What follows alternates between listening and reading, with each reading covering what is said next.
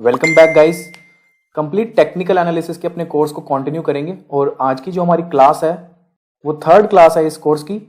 And I hope आपने पहली दो क्लासेस अभी तक देख ली होंगी। तो चलिए फटाफट डिस्कस करते हैं आज की क्लास के टॉपिक्स क्या हैं, आज हम क्या डिस्कस करने वाले हैं। देखिए, सेकेंड क्लास में मैंने कुछ पैटर्न्स आपसे डिस्कस करे थे जो प्राइस चार्ट पर आपको बनते हुए रेगुलरली दिखते हैं। कुछ पैटर्न्स हैं जो पिछली क्लास में डिस्कस नहीं हो पाए थे, उन पैटर्न्स को डिस्कस करेंगे और उनके अलावा कैंडल स्टिक्स के कुछ पैटर्न्स बनते हैं वो आज हम डिस्कस करेंगे। तो हमारा फर्स्ट पैटर्न जो है वो है ट्रिपल टॉप ट्रिपल बॉटम। ये एक्चुअली हमारा सेकंड क्लास का पार्ट था। सेकंड क्लास में मुझे ये कवर करना था लेकिन बाय चांस ये स्किप हो गया सेकंड क्लास में, तो इसको आज हम कवर करेंगे। उसके अलावा हम ट्रायंगल्स के कुछ पैटर्न्स होते हैं, ट्रायंगल्स के काफ़ी सारे पैटर्न्स होते हैं जो मोस्टली सिमिलर ही होते हैं लगभग, वो सारे डिस्कस करेंगे। फ्लैग पैटर्न डिस्कस करेंगे और कैंडलस्टिक पैटर्न्स डिस्कस करेंगे। तो चलिए आज की क्लास को करते हैं स्टार्ट। हमारा फर्स्ट पैटर्न जो आज का है वो है ट्रिपल बॉटम और ट्रिपल टॉप। देखिए, ट्रिपल बॉटम जो है मैंने आपको बताया लास्ट क्लास में हमने डिस्कस किया था double bottom pattern formation W जो है हमने लास्ट क्लास में डिस्कस किया था। और ये ट्रिपल बॉटम और जो ट्रिपल टॉप पैटर्न था ये भी हमने लास्ट क्लास में डिस्कस करना था, तो आज इसको डिस्कस कर लेते हैं। देखिए, ट्रिपल बॉटम में क्या होता है, ट्रिपल बॉटम जो है और ट्रिपल टॉप जो है ये काफी रेयर पैटर्न है। ये आपको रेगुलर बेसिस पर प्राइस चार्ट पर बनते हुए नहीं दिखेंगे, इसलिए ये टेक्निकल एनालिसिस में ट्रेडिंग के लिए इतने ज्यादा इंपॉर्टेंट भी नहीं माने जाते ट्रिपल टॉप और ट्रिपल बॉटम। तो फटाफट डिस्कस कर लेते हैं ट्रिपल बॉटम में होता क्या है। देखिए, डबल बॉटम में आपको याद है सेकंड क्लास में हमने डिस्कस किया था, डबल बॉटम में एक डब्लू बनता है, दो बॉटम बनते हैं। ट्रिपल बॉटम में क्या होगा, एक बार और बॉटम बन जाएगा, प्राइस जो है लोअर लेवल को एक बार और टेस्ट करेगा। देखिए यहाँ इस पिक्चर में क्लियरली दिया हुआ है, ये फर्स्ट बॉटम बना है, यहाँ सेकंड बॉटम बना है और उसके बाद थर्ड बॉटम बना है। और इसमें आपको ट्रेड कैसे करना है, इसको ट्रेड करने का वही रूल है, डब्ल्यू की जब नेकलाइन ब्रेक होगी यहाँ थर्ड टाइम, उसके बाद एक ब्रेकआउट आपको मिलता है तो आप इसमें एक बाय साइड की पोजीशन क्रिएट करोगे। तो बहुत सिंपल था, ज़्यादा कुछ है नहीं। और जैसा मैंने आपको बताया ये इनफ्रीक्वेंट पैटर्न है, रेयर पैटर्न है, ज़्यादातर आपको ये बनता हुआ नहीं दिखेगा। डब्ल्यू जो हमारा पैटर्न था, डबल बॉटम जो पैटर्न था, वो बहुत ही फ्रीक्वेंटली बनता है और वो बहुत ज़्यादा कॉमन पैटर्न है। ट्रिपल बॉटम और ट्रिपल टॉप जो ये पैटर्न्स हैं ये इतने फ्रीक्वेंटली नहीं बनते। तो चलिए एक बार आपको इसको भी प्राइस चार्ट पे दिखा देता हूँ। तो यहाँ ये मैंने निफ्टी का प्राइस चार्ट ओपन किया है ईयर 2009 का। यहाँ आपको एक डाउन ट्रेंड खत्म होता हुआ दिख रहा है और उसके बाद यहाँ ट्रिपल बॉटम पैटर्न फॉर्मेशन हुआ है।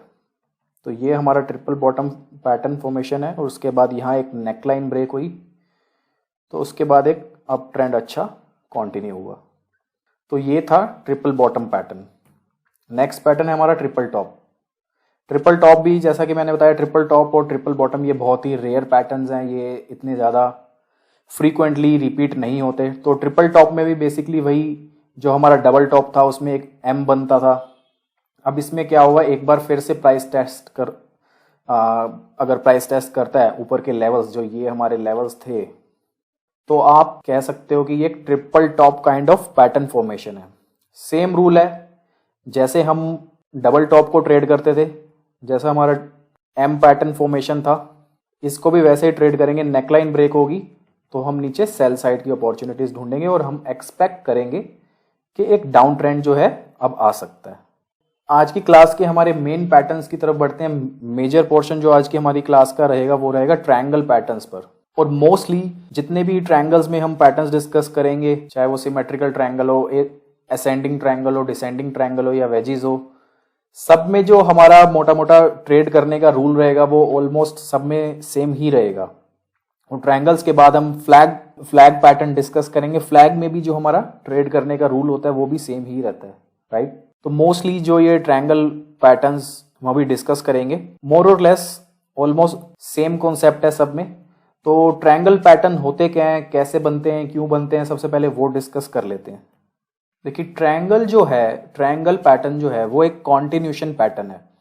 अगर कोई स्टॉक किसी ट्रेंड में है तो काफ़ी बार क्या होता है कि बड़े बड़े मूव्स आने के बाद, बड़े अपसाइड मूव्स आने के बाद या बड़े डाउनसाइड मूव आने के बाद होता क्या है स्टॉक कंसोलिडेट करने लग जाता है और बायर्स और सेलर्स जो होते हैं वो ऑलमोस्ट इक्वल होते हैं, डिमांड और सप्लाई जो है वो ऑलमोस्ट इक्वल हो जाती है। एक टाइप से आप कह सकते हो कि ट्रेडिंग एक्टिविटी जो है बहुत कम हो जाती है इतने बड़े अप मूव्स के बाद या बड़े डाउन मूव के बाद।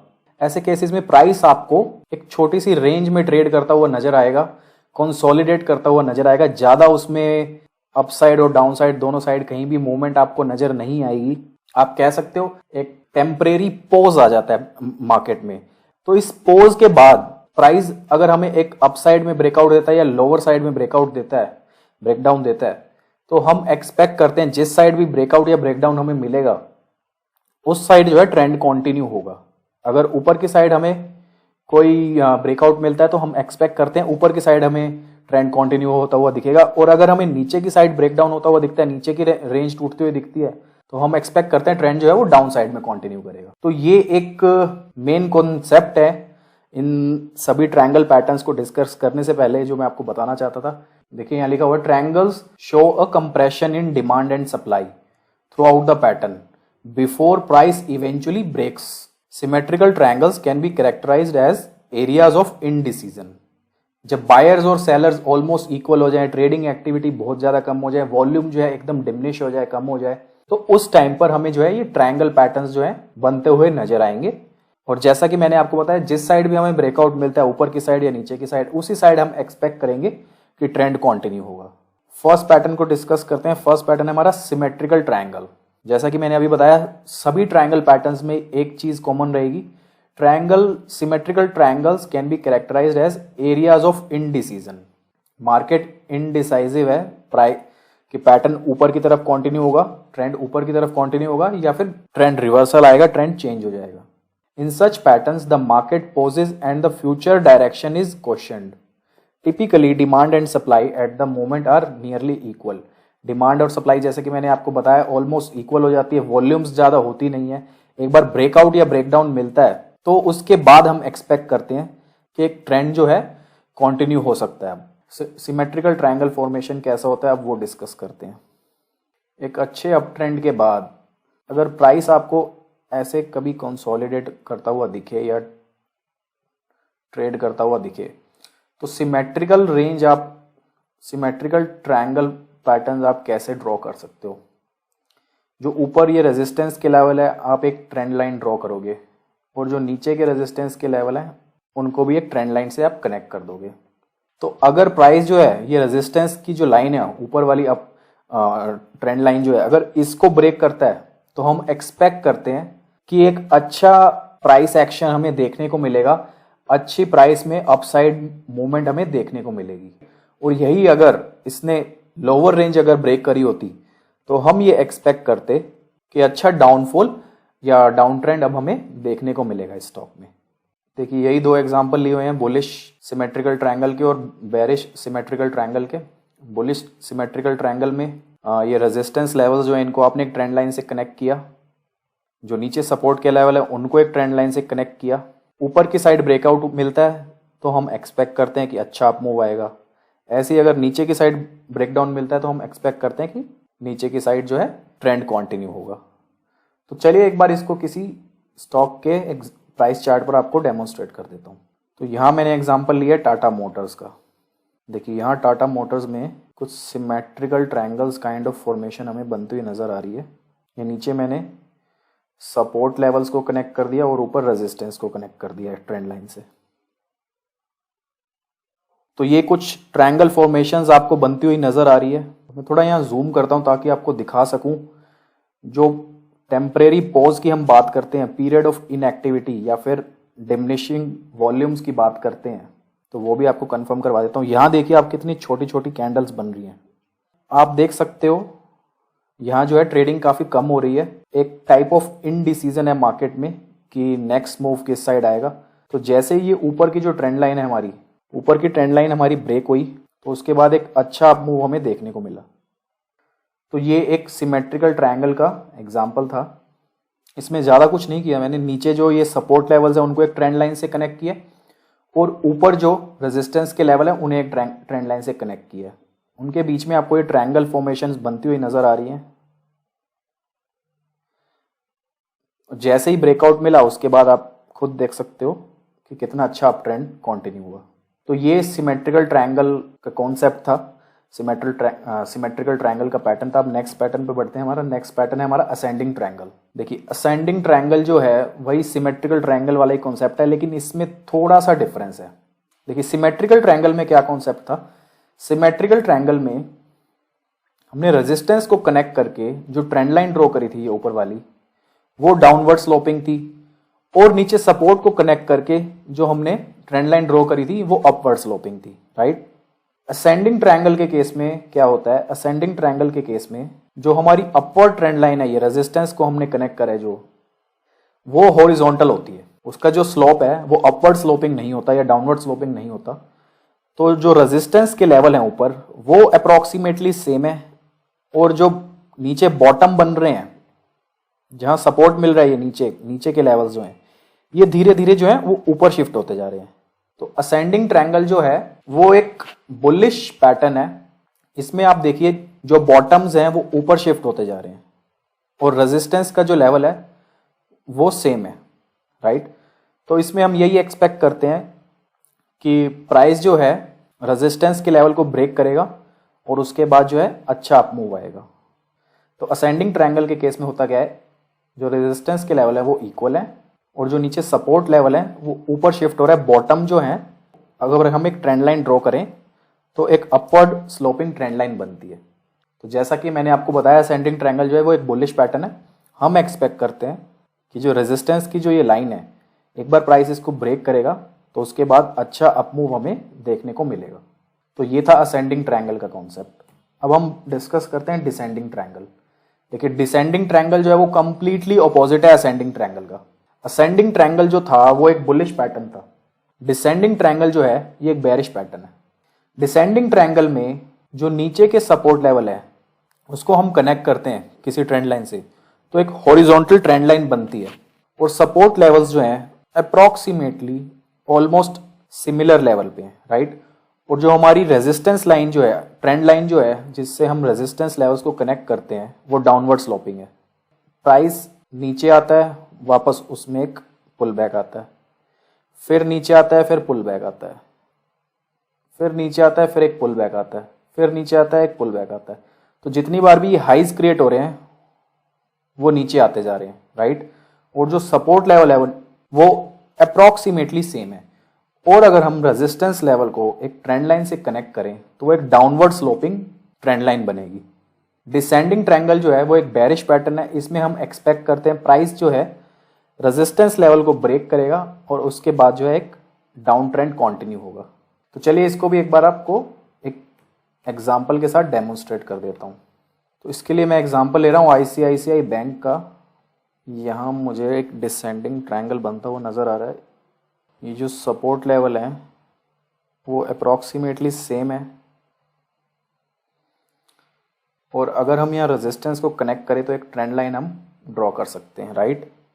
तो ये एक डिसेंडिंग ट्रायंगल पैटर्न का एग्जांपल था। तो चलिए हमारे नेक्स्ट ट्रायंगल पैटर्न की तरफ बढ़ते हैं। नेक्स्ट पैटर्न है हमारा वेजेस। देखिए ट्रायंगल के जितने भी पैटर्न्स हैं, symmetrical triangle, ascending triangle, descending triangle या वेजेस, सब में एक चीज़ कॉमन है, हम दो ट्रेंड लाइंस यूज़ कर रहे हैं या आप इनको चैनल भी बोल सकते हैं। प्राइस उनके बीच में ट्रेड कर रहा है। जिस साइड भी प्राइस ब्रेक देता है, अगर ब्रेक ऊपर की रेंज को ब्रेक करता है तो हम एक्सपेक्ट करते हैं प्राइस ऊपर जाएगा, और अगर प्राइस नीचे की रेंज को ब्रेक करता है तो हम एक्सपेक्ट करते हैं प्राइस नीचे जाएगा। देखिए वेजेस में क्या होता है, प्राइस फ्लक्चुएट करता है दो ट्रेंड लाइन के बीच में। तो वेजेस में भी हमें दो फॉर्मेशन बनते हुए दिखेंगे। एक हमारा बुलिश वेज है जिसको हम फॉलिंग वेज भी कहते हैं, एक हमारा बेरिश वेज है जिसको हम राइजिंग वेज भी कहते हैं, राइट। अब इसको फॉलिंग क्यों कहते हैं, इसमें फॉलिंग में आप देखिए प्राइस जो है lower low lower high kind of formation create कर रहा है, राइट। लेकिन ये बुलिश है क्योंकि इसमें हम एक्सपेक्ट करते हैं कि प्राइस जो है ऊपर के लेवल को ब्रेक करेगा और उसके बाद जो है उसमें एक अच्छा शूटअप आएगा। तो चलिए ये भी आपको एक एग्जाम्पल के साथ एक्सप्लेन कर देता हूँ। एक रीसेंट एग्जाम्पल ही ले रहा हूँ मैं, कोपरन कंपनी का एग्जाम्पल लिया मैंने। देखिए एक अच्छे अप ट्रेंड के बाद स्टॉक जो है कंसोलिडेट करने लग गया एक रेंज के अंदर, एक चैनल के अंदर, राइट। अगर आपको नहीं पता चैनल क्या होता है, चैनल बेसिकली दो ट्रेंड लाइंस होती हैं जिसके बीच में प्राइस जो है कंसोलिडेट करता है, रेंज बाउंड ट्रेड करता है, तो इसको हम एक चैनल बोलते हैं। तो यहाँ हमने कोपरन कंपनी का एग्जांपल लिया है। इसमें ये फॉलिंग वेज बनता हुआ हमें दिख रहा है। एक अच्छे अप ट्रेंड के बाद प्राइस जो है कंसोलिडेट करना स्टार्ट कर देता है। फिर जैसे ही इसमें यहाँ देखिए ऊपर की जो रेंज है वो ब्रेकआउट हुई, तो उसके बाद प्राइस में देखिए कितना अच्छा अप मूव आया। यही अगर नीचे की रेंज ब्रेकडाउन होती तो हम एक्सपेक्ट करते अच्छा फॉल इस स्टॉक में आ सकता था। तो बहुत सिंपल कॉन्सेप्ट था। ट्रायंगल के जितने भी पैटर्न्स हमने डिस्कस करे हैं, symmetrical triangle, ascending triangle, descending triangle, wages, ये सब मोस्टली पैटर्न फॉर्मेशंस आपको बनते हुए दिखेंगे बड़े ट्रेंड्स के बाद। बड़े ट्रेंड्स के बाद जब कभी बड़ा मूव आ जाता है एकदम से, उसके बाद जो है काफ़ी टाइम तक प्राइस जो है कंसोलिडेट करता है। अभी रिसेंटली निफ्टी में भी यही बुलिश वेज पैटर्न हमें बनता हुआ दिखा था, वो भी आपको दिखा देता हूँ। यहाँ कोविड-19 के क्रैश के बाद एक अच्छा अप ट्रेंड रहा। तो आपको मैंने सेकंड क्लास में भी बताया था, इतने बड़े ट्रेंड के बाद प्राइस जो है कई बार कंसोलिडेट करने लग जाता है, एक चैनल में ट्रेड करने लग जाता है, एक रेंज में ट्रेड करने लग जाता है, राइट। उसके बाद ट्रेंड कंटिन्यू होगा, ये अप ट्रेंड में ही रहेगा या डाउन ट्रेंड में रहेगा, उसके लिए हम ये ट्रायंगल पैटर्न्स यूज करते हैं, उसके लिए हम ये वेजेस पैटर्न जो है यूज करते हैं। तो यहाँ भी आपको एक ट्रायंगल फॉर्मेशन बनता हुआ नजर आ रहा होगा। देखिए lower low lower highs kind of falling wedge बना रहा है यहाँ। उसके बाद जो upper end of the range break हुई एक बार, तो हमें यहाँ एक अच्छा अप मूव देखने को मिला। तो ट्रायंगल पैटर्न जो है ये कॉन्टिन्यूशन पैटर्न होते हैं, आपको मैंने एक्सप्लेन कर दिया है। बड़े ट्रेंड के बाद प्राइस जब कंसोलिडेट करता है, पीरियड ऑफ इनएक्टिविटी आती है, एक टेम्परेरी पोज आ जाता है ट्रेंड में, तब आपको ये ट्रायंगल फॉर्मेशन बनते हुए दिखते हैं। इन ट्रायंगल फॉर्मेशन में टिपिकली जो वॉल्यूम्स होती हैं वो काफ़ी कम होती है, ज़्यादा ट्रेडिंग नहीं होती। एक बार जिस साइड प्राइस ब्रेकआउट या ब्रेकडाउन देता है, उस साइड हम एक्सपेक्ट करते हैं कि ट्रेंड जो है कंटिन्यू होगा। अब हमारा नेक्स्ट पैटर्न है फ्लैग पैटर्न। देखिए फ्लैग पैटर्न कब बनता है और कैसा होता है वो एक बार आपको एक्सप्लेन करता हूं। फ्लैग्स जो है वो बेसिकली मोस्टली आपको बहुत अच्छे स्ट्रॉन्ग ट्रेंड्स जब होंगे, बहुत ज्यादा स्ट्रॉन्ग अपवर्ड ट्रेंड हो या बहुत ज्यादा स्ट्रॉन्ग डाउनवर्ड ट्रेंड हो, जब ट्रेंड काफी ज्यादा स्ट्रॉन्ग होता है तब आपको फ्लैग बनता हुआ नजर आता है। देखिए फ्लैग में क्या होता है, एक अप मूव आता है, मैं एग्जांपल ले रहा हूं बुलिश फ्लैग का, तो उसके बाद जो है प्राइस थोड़ा कंसोलिडेट करने लग जाता है, राइट। फिर दोबारा से एक अप मूव आता है, फिर प्राइस कुछ टाइम के लिए कंसोलिडेट करता है, फिर एक अच्छा अप मूव आता है, फिर प्राइस कंसोलिडेट करता है। फ्लैग्स जो हैं वो काफी स्ट्रॉन्ग ट्रेंड अगर होगा तब आपको बनता हुआ नजर आएगा। तो इसका नाम हमने फ्लैग पैटर्न क्यों रखा, तो बेसिकली आपको स्ट्रॉन्ग अप मूव्स दिखेंगे और उसके बाद प्राइस जो है ऐसे कंसोलिडेट करता हुआ नजर आएगा। अगर हम दो ट्रेंड लाइन पैरेलल ड्रॉ करें, एक सपोर्ट के लिए और एक रेजिस्टेंस के लिए, तो आपको एक फ्लैग काइंड ऑफ फॉर्मेशन ये बनती हुई नजर आएगी। फ्लैग जो होता है वो कुछ ऐसा ही दिखता है, आपको पता होगा। तो एक बार इसमें अगर ये एक बुलिश ट्रेंड में है तो अपसाइड अपर लेवल ब्रेक होगा, तो फिर से हम एक्सपेक्ट करेंगे कि एकदम स्ट्रॉन्ग अप मूव आएंगे। तो ये फ्लैग की ड्राइंग है, आप देख सकते हो। यहाँ बड़े मूव्स आते हैं, उसके बाद प्राइस कंसोलिडेट करता है, फिर दोबारा से बड़ा मूव आता है। तो ये भी आपको एक एग्जांपल के साथ एक्सप्लेन करता हूँ। तो यहाँ मैं एग्जांपल ले रहा हूँ राजरतन कंपनी का। देखिए ये स्टॉक जो है काफ़ी अच्छे अप ट्रेंड में है, काफ़ी स्ट्रॉन्ग अप ट्रेंड में है। बड़े मूव्स आते हैं, एक पोल बनता है। देखिए फ्लैग में होता क्या, फ्लैग में एक पोल होता है और फ्लैग होता है जो कि कुछ ऐसा आपको दिखता है, राइट। तो ऐसे ही पैटर्न फॉर्मेशन आपको बनता हुआ नजर आएगा।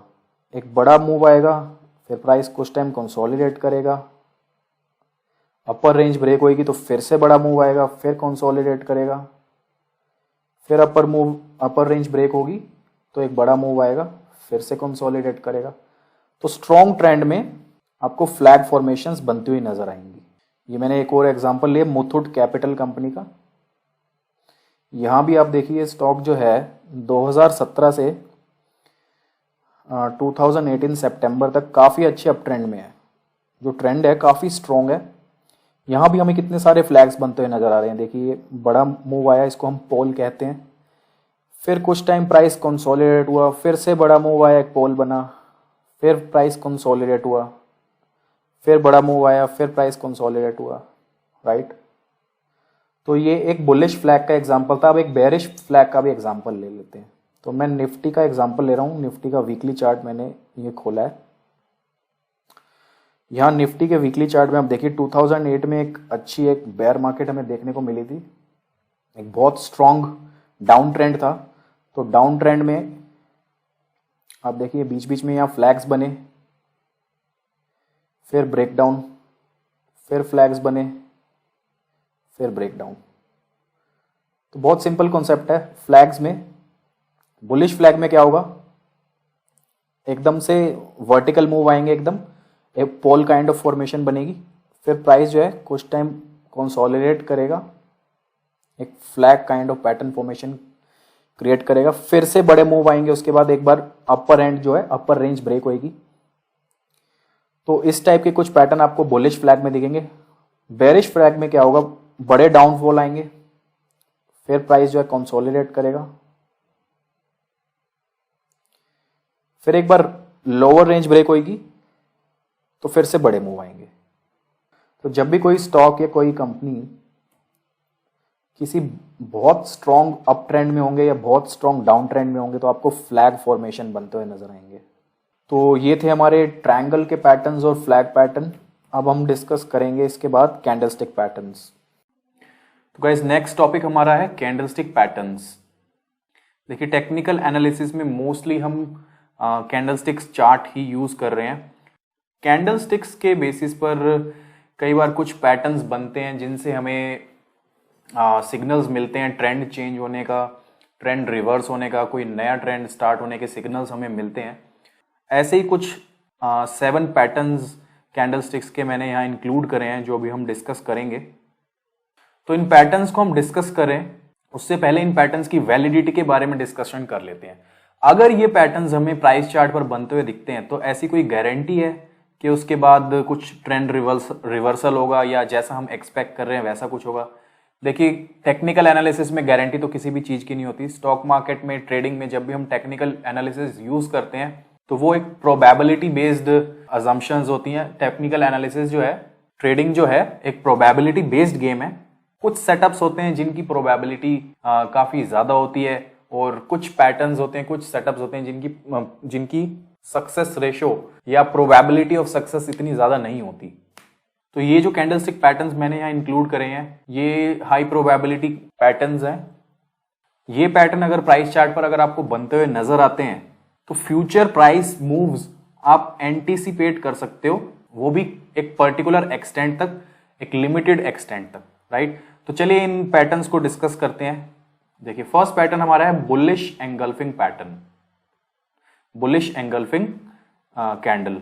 अब जो हम पैटर्न्स डिस्कस कर रहे हैं इसमें मोस्टली जो भी हमारी ऑब्जर्वेशन होगी वो कैंडल स्टिक्स पर ही होगी कि अगर किसी पर्टिकुलर टाइप की कोई कैंडल बनती है तो उसके बाद हम क्या एक्सपेक्ट कर सकते हैं, ठीक है। तो हमारा फर्स्ट कैंडल स्टिक पैटर्न है बुलिश एंगल्फिंग। देखिए बुलिश आपको पता है, बुलिश का मतलब क्या होता है? अगर आप एक्सपेक्ट कर रहे हो प्राइसेस इंक्रीज होंगे, प्राइसेस मार्केट ऊपर जाएगी तो आपके सेंटिमेंट जो है वो बुलिश है, राइट। एंगल्फिंग का मतलब क्या होता है? देखिए एंगल्फिंग का मतलब होता है, एंगल्फ करने का मतलब होता है किसी चीज को कवर कर लेना, किसी चीज को सराउंड कर लेना कंप्लीटली, राइट। तो बुलिश एंगल्फिंग में क्या होता है? बुलिश एंगल्फिंग में बेसिकली पहले एक बेरिश कैंडल बनती है, पहले ऐसे एक रेड कैंडल बनती है, उसके बाद एक बुलिश कैंडल बनती है, बड़ी बुलिश कैंडल बनती है जो इसको एंगल्फ कर लेती है। एक छोटी बेरिश कैंडल बनती है रेड कैंडल, उसके बाद एक बड़ी बुलिश ग्रीन कैंडल बनती है जो कि रेड कैंडल को कंप्लीटली कवर कर लेती है अपने अंदर, राइट। तो ये बुलिश एंगल्फिंग का मतलब हुआ। ऐसी अगर कोई कैंडल बने एक रेड कैंडल के बाद, ऐसी कोई अगर बुलिश एंगल्फिंग कैंडल बने तो उसके बाद आप एक्सपेक्ट कर सकते हो कि यहां से प्राइस जो है नेक्स्ट जो भी कैंडल्स बनेंगे इसके बाद वो बुलिश ही रहेंगी या ग्रीन ही कैंडल्स बनेंगी। तो चलिए देखते हैं बुलिश एंगल्फिंग कैंडल में आप कैसा पैटर्न ऑब्जर्व कर सकते हो।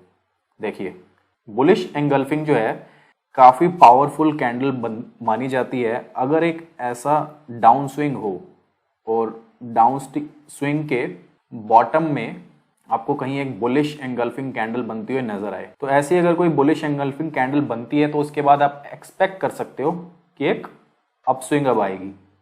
देखिए कोई डाउन स्विंग हो, उसके बाद एक बेरिश कैंडल बने और वहां एक बुलिश एंगल्फिंग कैंडल बने, तो उसके बाद आप एक्सपेक्ट कर सकते हो कि यहां से ट्रेंड रिवर्सल होगा, यहां से एक अप स्विंग स्टार्ट हो जाएगी।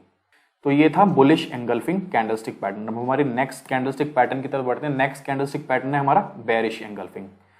तो ये कंप्लीटली ऑपोजिट है बुलिश एंगल्फिंग का। बुलिश एंगल्फिंग में एक करेक्शन के बाद बुलिश एंगल्फिंग बनता है नीचे और उसके बाद हम एक्सपेक्ट करते हैं कि एक अपस्विंग आएगा, एक अप ट्रेंड आएगा।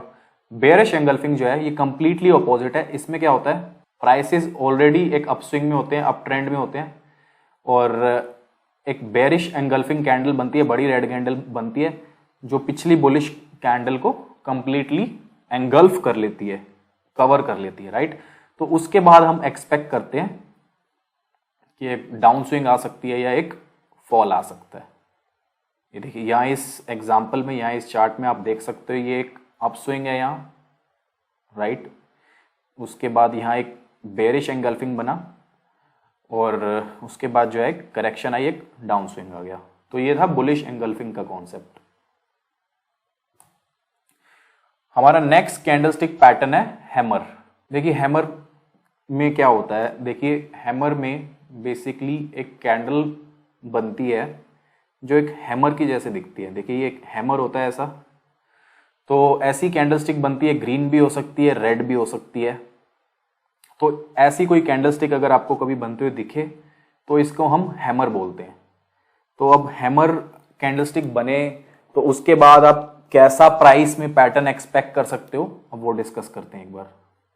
बुलिश हैमर, एक डाउन स्विंग के बाद आपको एक नीचे हैमर बनता हुआ अगर नजर आए तो उसके बाद आप एक्सपेक्ट कर सकते हो अब ट्रेंड रिवर्सल होगा, अब यहां से एक अपस्विंग स्टार्ट हो जाएगी, राइट। देखिए यहाँ इस एग्जांपल में भी आप देख सकते हो ये डाउन स्विंग है, यहाँ प्राइस नीचे आ रहा है, उसके बाद यहाँ एक हैमर बना, बुलिश हैमर बना। हैमर का कलर कुछ भी हो सकता है, जो ये हैमर कैंडल है ये रेड कैंडल भी हो सकती है, ये ग्रीन कैंडल भी हो सकती है और उसके बाद एक अच्छा अपस्विंग आया। तो ये हैमर जो है ये मोस्टली काम करेगा काफी टाइम से प्राइस जो है नीचे आ रहा होगा, एक डाउन स्विंग जो है मैच्योर हो चुकी होगी, राइट। तो ये था हमारा bullish hammer candlestick pattern. Next pattern है हमारा बेरिश हैमर या फिर हैंगिंग मैन। उसी का कंप्लीट ऑपोजिट है। बेरिश हैमर जो है उसको हैंगिंग मैन भी बोलते हैं। बुलिश हैमर में प्राइस नीचे आ रहा था, नीचे एक हैमर बनता है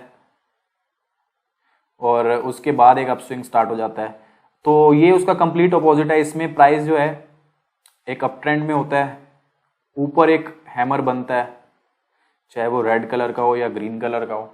उसके बाद हम एक्सपेक्ट करते हैं कि यहां से ट्रेंड रिवर्स हो जाएगा। तो ये जितने भी कैंडलस्टिक्स पैटर्न है, अगर आपको हैमर यहां ऊपर बनता हुआ नजर आ रहा है, उसके बाद यहां कहीं बीच में यहां हैमर बनता हुआ नजर आ जाए, उसके बाद आप एक्सपेक्ट करो कि यहां से प्राइस, यहां से ट्रेंड रिवर्स हो जाएगा। तो ये जितने भी कैंडलस्टिक पैटर्न है ये बहुत ज्यादा आपको एक्यूरेट सिग्नल्स नहीं देते। तो इनको आप यूज कैसे कर सकते हो अपने ट्रेडिंग के लिए, वो आप सिर्फ और सिर्फ एक्सपीरियंस से ही सीख पाओगे।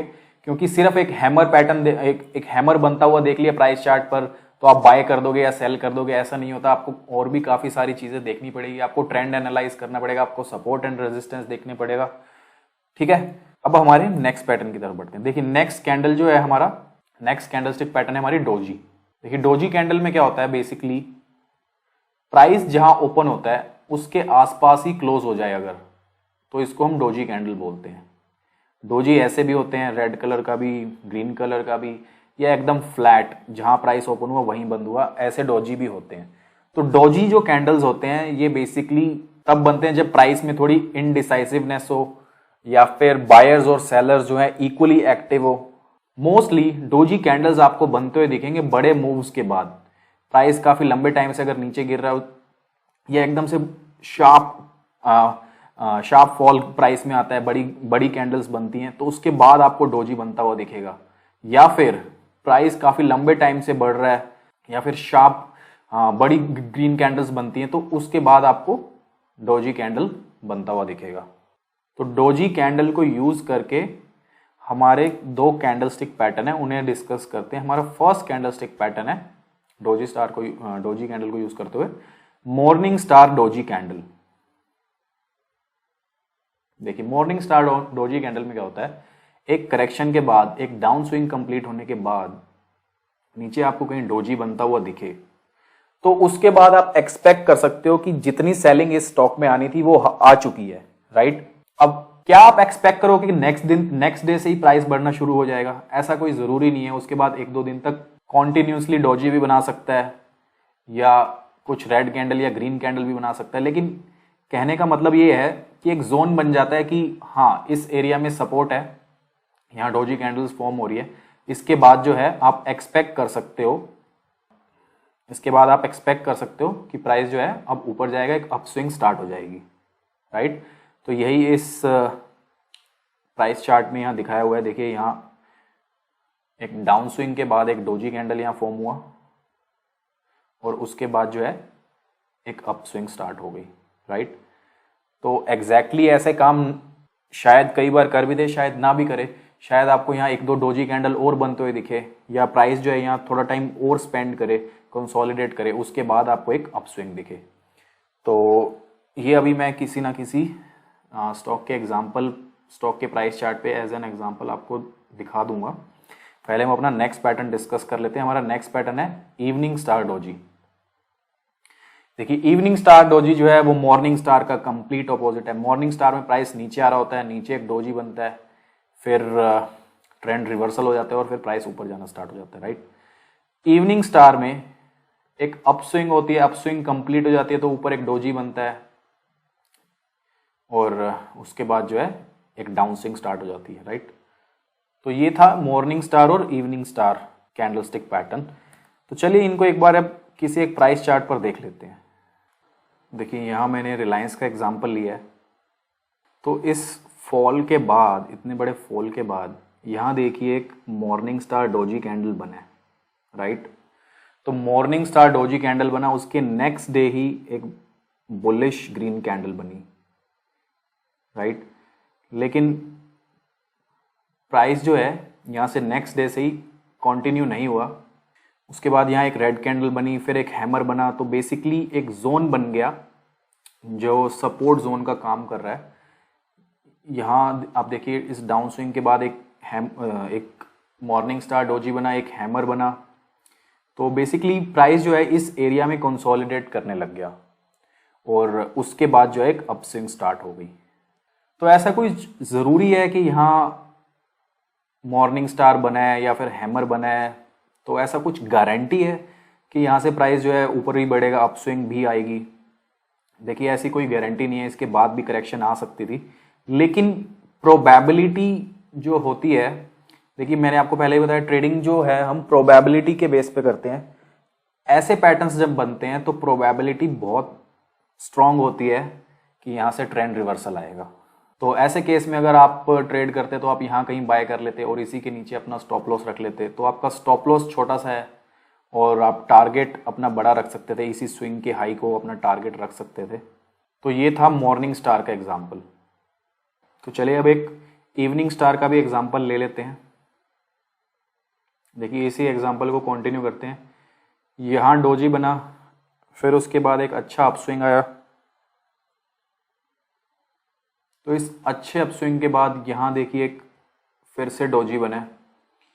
तो उसके बाद थोड़ी सी प्राइस में रिट्रेसमेंट आई, करेक्शन आई, राइट। तो ये था मॉर्निंग स्टार और इवनिंग स्टार का एग्जाम्पल। तो यहाँ हमारी क्लास 3 जो है कंप्लीट होती है। अभी तक तीनों क्लासेस को देखने के बाद, क्लास 1, क्लास 2, क्लास 3 को देखने के बाद आपके जो भी आपके क्वेश्चंस हैं, जो भी आपकी क्वेरीज है, वो आप नीचे कमेंट सेक्शन में कमेंट कर देना। एक बार हमारी सारी क्लासेस कंप्लीट हो जाएंगे तो उसके बाद मैं आपकी सारी क्वेरीज जो है आंसर करूँगा। तो गाइज नेक्स्ट क्लास में मिलते हैं। Bye bye.